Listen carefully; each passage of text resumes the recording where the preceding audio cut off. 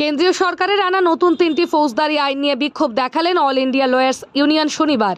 Agartala court চত্বরের সামনে এই বিক্ষোভ দেখালেন তারা। প্রতিবাদ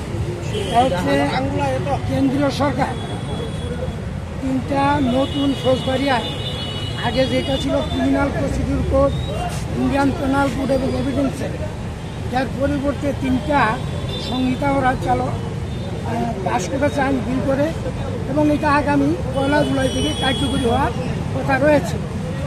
এই যে আইনটা, এই আইনগুলি সম্পূর্ণ গণতন্ত্র বিরোধী, জনবিরোধী এবং সার্বিকভাবে জনসাধারণের সমস্যা সৃষ্টি হবে। আগের যে আইন, সে আইনে presumption of innocence of the accuse, আসামি নির্দোষ বিচার যতক্ষণ শেষ না হয়, এটা তুলে দেওয়া হয়েছে। তারপরে কাস্টডিতে, পুলিশ কাস্টডিতে মেয়াদ বৃদ্ধি করা হয়েছে, এবং এই আইনের মাধ্যমে সন্ত্রাসের যে কথা সংজ্ঞা, সেটা ব্যবহার করা হয়েছে। অর্থাৎ যে কোনো লোক সরকারের কোনো মতের বিরুদ্ধে যদি কথা বলে, তাহলেই তাকে গ্রেপ্তার করতে পারবে, আইন আটকাতে পারবে, কালো আইন আটকে নিয়ে যেতে পারবে। এইটা অত্যন্ত ভয়াবহ ঘটনা। আমরা দীর্ঘদিন ধরে তার বিরুদ্ধে লড়াই করে আসছি। Bureau report, north east 24 news.